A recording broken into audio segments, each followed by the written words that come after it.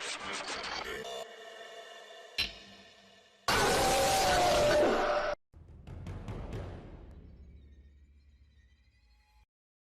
دروازے پر موجود تھا اور اس کا چہرہ بتا رہا تھا کہ کوئی خاص بات ہوئی ہے۔ ہاں کیا ہوا؟ روشن رائے نے بڑے اطمینان سے پوچھا۔ آؤ اندر آؤ۔ روشن رائے کے ساتھ سہمے سہمے وہ بھی اندر آ گیا اور ہاتھ باندھ کر کھڑا ہو گیا اور بولا، مالک، قبرستان سے خیرو کو اٹھا لایا ہوں۔ خیرو؟ کیوں؟ بابا خیر تو ہے۔ روشن رائے نے اس کی آنکھوں میں دیکھا۔ مالک خیر نہیں ہے، اس نے چھوٹے مالک کو قبر کھود کر دکھا دی ہے۔ رولی نے دھماکہ کیا۔ ہیں بابا؟ روشن رائے کے چہرے پر ایک دم ہوائیاں اڑ گئیں۔ اتنی محنت سے تیار کیا گیا سٹیج ذرا سی ہوا نے اڑا کے رکھ دیا۔ ارے بابا، یہ خیرو نے کیا کیا؟ اس نے ہمارا سارا کھیل ہی چوپٹ کر دیا۔ بابا وہ ہے کہاں؟ حویلی میں موجود ہے، اپنے ساتھ لے آیا ہوں، رولی نے بتایا۔ او بابا، اس کو یہاں کیوں لے آئے؟ بابا اسے تو قبرستان ہی لے جاؤ، پہلے اس کی بیوی بچوں کو آگ دکھاؤ، پھر اسے بھی بھون دو، دیکھو اس کا گھر بار کچھ نہ بچے۔ اور ہاں، اب ان قبروں کا ہمیں کیا فائدہ؟ بابا انہیں بھی جلا دو، آگ لگا دو، جاؤ جلدی جاؤ، اس سے پہلے کہ کمال رائے حویلی سے باہر نکلے سب کچھ جل چکا ہو، سمجھ گئے بابا؟ جی مالک، اچھی طرح سمجھ گیا۔ رولی نے فرمانبرداری سے گردن ہلائی۔ بس تو جاؤ پھر، ابھی ادھر کیوں کھڑے ہو؟ اس خیرو کے بچے نے بڑی بے وقوفی کا کام کیا۔ رولی فوراً ہی پنجوں کے بل گھوما اور تیزی سے کمرے سے نکل گیا۔ پھر اس نے قبرستان پہنچ کر جو تماشا کیا وہ اب کمال رائے کے سامنے تھا۔ کمال رائے قبروں کا حال دیکھ کر واپس آیا تو اس نے رولی کو گاڑی کے پاس مستعدی سے کھڑا پایا۔ وہ ملازمین کو ہاتھ اٹھا اٹھا کر ہدایت دے رہا تھا۔ کمال رائے نے اس کے نزدیک پہنچ کر گمبھیر لہجے میں پوچھا، رولی، خیرو کہاں ہے؟ نہیں معلوم چھوٹے مالک، رولی نے بڑی آہستگی سے جواب دیا۔ کہیں آگ لگانے والے نے اسے گھر سمیت تو نہیں جلا دیا؟ پھر اس گھر میں اس کے بیوی بچے بھی تھے، اگر ایسا ہوا تو یاد رکھنا عذاب آئے گا۔ کمال رائے نے گاڑی میں بیٹھتے ہوئے کہا، میں کیا عرض کر سکتا ہوں چھوٹے مالک، آگ بجھے گی تو کچھ پتہ پڑے۔ اس نے مکاری سے دونوں ہاتھ جوڑ لیے۔ وہ اچھی طرح جانتا تھا کہ قبرستان میں کیا ہوا تھا۔ رولی نے روشن رائے کا حکم پاتے ہی سب سے پہلے خیرو کو اس کے گھر میں لا کر ایک چارپائی سے باندھ دیا تھا۔ یہی عمل اس نے اس کے بیوی بچوں کے ساتھ کیا تھا۔ اس کے بعد اس نے پورے گھر میں پیٹرول چھڑک کر گھر کو دیا سلائی دکھا دی تھی۔ خیرو بیچارہ اپنی آنکھوں سے رحم کی اپیل کرتا رہ گیا تھا۔ بول وہ سکتا نہیں تھا کیونکہ اس کے منہ میں کپڑا ٹھوس دیا گیا تھا۔ آگ نے دیکھتے ہی دیکھتے پورے گھر کو اپنی لپیٹ میں لے لیا۔ خیرو اپنی بیوی بچوں سمیت زندہ جل گیا۔ اتنی دیر میں اس کے آدمیوں نے پختہ قبروں کو توڑ دیا تھا۔ وہاں رولی نے یہی عمل دہرایا۔ ٹوٹی قبروں میں سوکھی لکڑیاں لا کر ان پر پیٹرول ڈال دیا اور پھینک دی۔ جلتی ہوئی دیا سلائی قبروں میں جیسے جہنم کی آگ بھڑک اٹھی۔ رولی نے جن لوگوں کے ساتھ مل کر یہ آگ لگائی تھی، اب وہی لوگ اس آگ کو بجھانے کی کوشش کر رہے تھے۔ وہ آگ کم بجھا رہے تھے، شور زیادہ مچا رہے تھے، ادھر ادھر فضول بھاگ رہے تھے، اور یہ بات کمال رائے نے اچھی طرح نوٹ کر لی تھی۔ پھر وہ وہاں رکا نہیں۔ وہ وہاں رک کر کیا کرتا؟ جو کچھ ہونا تھا وہ تو ہو چکا تھا۔ دوپہر تک اسے یہ بات معلوم ہو گئی تھی کہ خیرو اور اس کے بیوی بچے بھی اس آگ میں جل مرے ہیں۔ اس کا دل کٹ کر رہ گیا۔ آخر اس غریب کا کیا قصور تھا؟ قصور تو تھا، اس نے اپنے بساط سے آگے جانے کی کوشش کی تھی۔ وہ شاید اپنی اوقات بھول گیا تھا۔ وہ کمال رائے کی باتوں میں آ کر گمراہ ہو گیا تھا۔ اس نے جعلی قبروں کا راز فاش کر دیا تھا، اور مملکت کا راز فاش کرنے پر اسے موت کی سزا تو بہرحال ملنا تھی۔ روشن رائے اس وقت بڑے انہماک سے کھانے میں مصروف تھا۔ نفیسہ بیگم اس کے سامنے بیٹھی اسے گھورے جا رہی تھی۔ روشن رائے روسٹ مرغی کو بوڑتے بھی بوڑتے اچانک رکا اور نفیسہ بیگم کی طرف دیکھ کر بولا، ارے بابا کیا ہوا؟ کھانا کھاؤ، مجھے کیا دیکھ رہی ہو؟ کیا نظر لگاؤ گی؟ اسے چپ لگ گئی ہے۔ نفیسہ بیگم نے بڑے دکھ بھرے انداز میں کہا، کسے بابا؟ روشن رائے مرغی پلیٹ میں رکھتے ہوئے بولا، کمال رائے کو۔ میں اور کس کی بات کروں گی؟ نفیسہ بیگم نے طنزیہ انداز اختیار کیا۔ کوئی بات نہیں، ٹھیک ہو جائے گا، چند دن تو وہ پریشان رہے گا ہی، روشن رائے نے تسلی دی۔ اسے قبروں کا حال معلوم ہو گیا ہے۔ قبر کا حال تو صرف مردہ جانتا ہے، بھلا اسے کیسے معلوم ہو گیا؟ خیر اگر معلوم ہو گیا تو اس نے قبروں میں دوزخ کی آگ بھڑکتی ہوئی بھی دیکھ لی ہوگی۔ روشن رائے کے لہجے میں دھمکی تھی۔ وہ اسپتال بھی ہو آیا، اسے یہ بھی معلوم ہو گیا کہ ماروی اور اس کی بچی کا انتقال اسپتال میں نہیں ہوا۔ نفیسہ بیگم نے راز کھول دیا۔ تم نے اس خبر کی تصدیق تو نہیں کی؟ روشن رائے نے لاپرواہی سے پوچھا۔ میں کس طرح تصدیق کر سکتی ہوں؟ نفیسہ بیگم نے تیز لہجے میں کہا۔ وہ بہت پریشان ہے، مجھے خدشہ ہے کہ کہیں وہ کچھ کر نہ بیٹھے۔ نفیسہ بیگم کچھ نہیں ہوا، تم پریشان مت ہو، روشن رائے بڑے اطمینان سے بولا۔ بس تم اپنے لب نہ کھولنا، مجھے پوری بات بتاؤ۔ آخر ماروی اور اس کی بچی کہاں ہے؟ یہ ٹھیک ہے کہ مجھے ماروی کا بیٹی کو جنم دینا پسند نہیں آیا تھا، لیکن اس کا یہ مطلب تو نہیں کہ اسے صفحہ ہستی سے مٹا دیا جائے۔ نہیں، ایسی کوئی بات نہیں، روشن رائے نے اس کی آنکھوں میں دیکھتے ہوئے کہا۔ اگر وہ دونوں زندہ ہیں تو کہاں ہیں؟ مجھے نہیں معلوم۔ دیکھو بابا، مجھے کھانا کھانے دو، بہت بھوک لگی ہے۔ کبھی کبھی تو مجھے بھوک لگتی ہے۔ روشن رائے پھر سے کھانے میں منہکم ہو گیا۔ نفیسہ بیگم کچھ دیر تو اسے دیکھتی رہی، پھر جانے کیوں اسے دیکھ کر کتے کی سی شکل بار بار اس کے سامنے آنے لگی۔ اسے برداشت نہ ہو سکا، وہ ایک جھٹکے سے اٹھ گئی اور باہر جانے لگی۔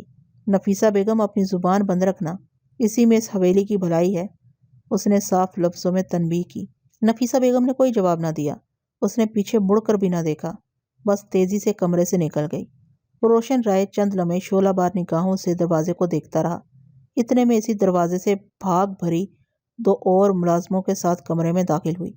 نفیسہ بیگم نے کھانا لگانے کے بعد ان خادماؤں کو باہر جانے کا حکم دیا تھا۔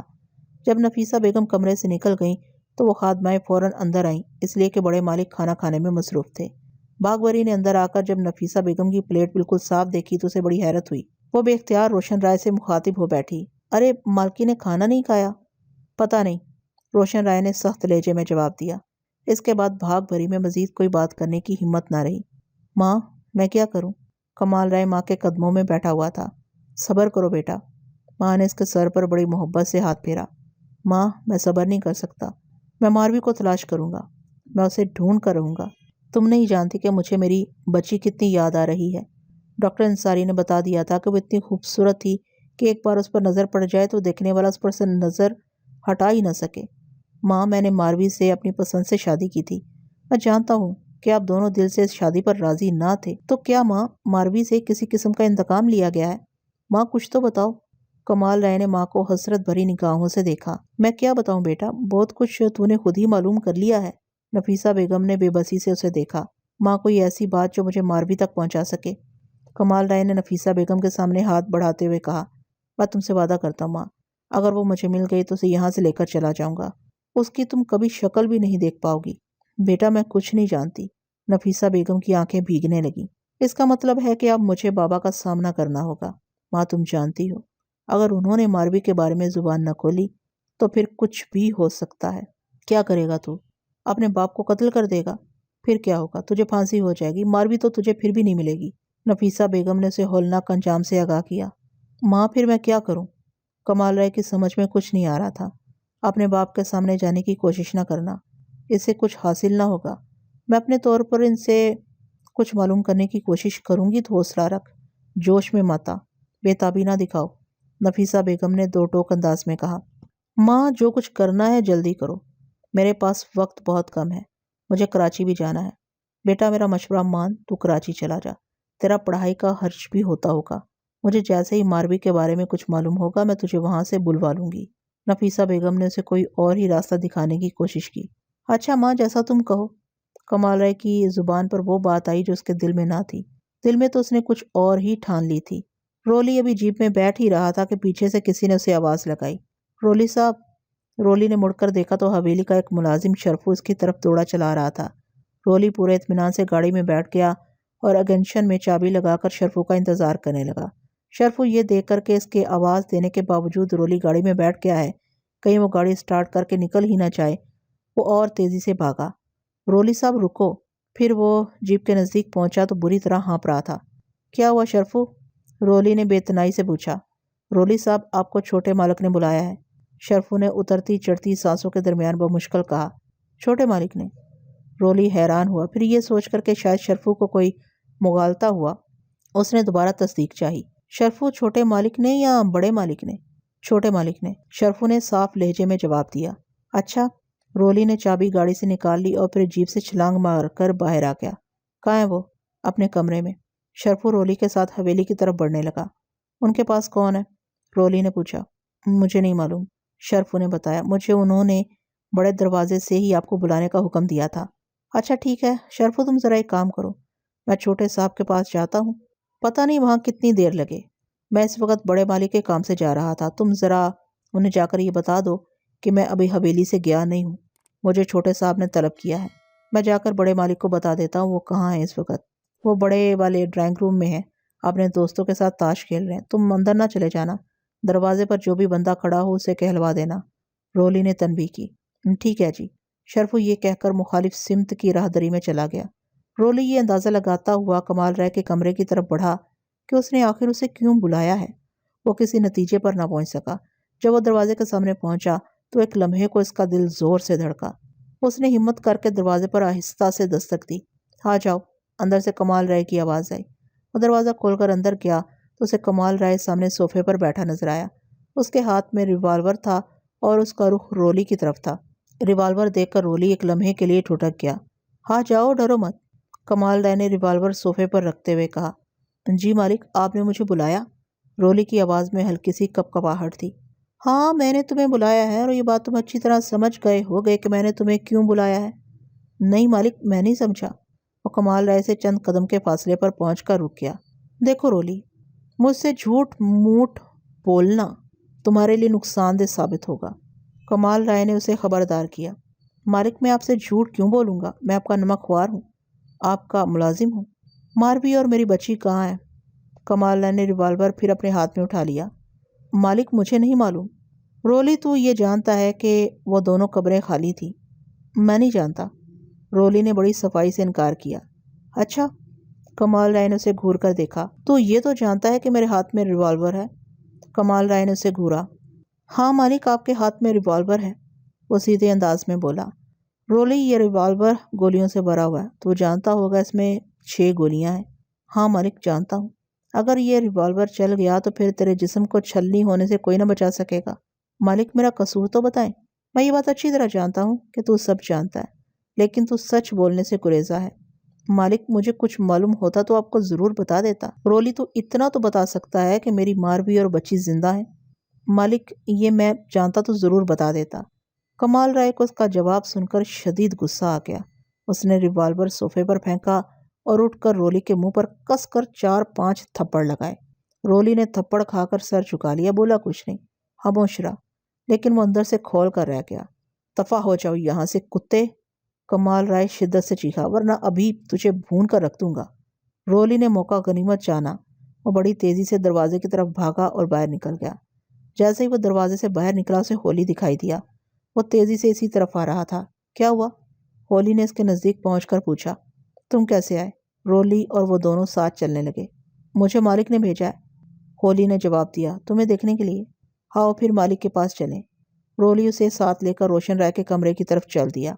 जब वो दोनों ड्राइंग रूम में दाखिल हुए तो रोशन राय पत्ते फेंट रहा था। उसने उन्हें देखकर हाथ रोक लिया, फिर गौर से रोली का चेहरा देखकर बोला, रोली, कोई परेशानी वाली बात तो नहीं? नहीं मालिक, उसने मुस्कुराने की कोशिश करते हुए कहा।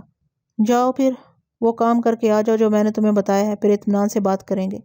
ये ठीक है मालिक, रोली ने दोनों हाथ जोड़कर कहा और फिर मुदबाना अंदाज में चलता हुआ कमरे से निकल गया। होली रोशन राय की कुर्सी की पुश्त पर मुस्तैदी से खड़ा हो गया। सुबह 6 बजे ही नफीसा बेगम ने कमाल राय के कमरे का दरवाज़ा जोर से खटखटा दिया। कमाल राय रात को देर से सोया था। अभी वो गहरी नींद में था कि दरवाजे पर दस्तक की आवाज़ से इसकी आंख खुल गई। वो गुस्से और बेजारी से दरवाजे की तरफ बढ़ा। जब उसने दरवाज़ा खोला तो सामने नफीसा बेगम को पाया। उसकी माँ परेशान थी। कमाल राय ने उसे दरवाजे से हटकर अंदर आने का रास्ता दिया और उसके अंदर आने के बाद फिर से दरवाज़ा बंद कर दिया। माँ, खैरियत तो है? वो अपनी माँ के चेहरे को गौर से देख रहा था। हाँ, सब खैरियत है। तुम ऐसा करो, मुंह हाथ धो लो, तुम्हारा नाश्ता तैयार है। माँ, तुम क्या कह रही हो? वो बेड पर बैठता हुआ बोला। इस पर अभी तक गनुदगी तारी थी। तुमने कराची जाना है। माँ ने फैसला सुनाया। कराची जाना है? लेकिन क्यों? बाहर पुजारो खड़ी है, तुम जल्दी से नाश्ता कर लो। माँ, साफ साफ बात करो, क्या ये बाबा का हुक्म है? हाँ, नफीसा बेगम ने गहरा सांस लेकर कहा। और अगर मैं जाने से इनकार कर दूं तो? उसने अपनी पूरी आंखें निकालते हुए कहा। मैंने तुमसे मना किया था कि बाबा से सामना मत करना। माँ, मैंने बाबा से कोई सामना नहीं किया, अलबत्ता इस कुत्ते रोली को ज़रूर थप्पड़ लगाए हैं। तुमने ऐसा करके गलती की, नफीसा बेगम ने कहा। अब तुम मेरी बात गौर से सुन लो। मैं हाथ मुंह धो लूँ, इसके बाद बाबा के सामने जाता हूँ। तुम ऐसा नहीं करोगे? यह कहकर नफीसा बेगम ने इसके सामने हाथ जोड़ लिए। तुम्हें खुदा का वास्ता। माँ, बाबा मुझ पर बराबर जुल्म किए जाते हैं, मैं कब तक चुप रहूं? तू क्या चाहता है, मैं तेरे कदमों में गिर पड़ूं? अल्लाह ना करे कि कभी ऐसा वक्त आए। कमाल राय ने अपनी माँ के दोनों हाथ पकड़ लिए। वो करीब आया तो उसने देखा कि इसकी माँ की आंखें आंसुओं से भरी हुई हैं। बेटा, मेरी बात मान ले, तू कराची चला जा। ठीक है माँ, تمہاری خاطر چلا جاتا ہوں۔ کمال رائے ماں کی آنکھوں میں آنسو نہ دیکھ سکا، اس نے پسپائی اختیار کر لی۔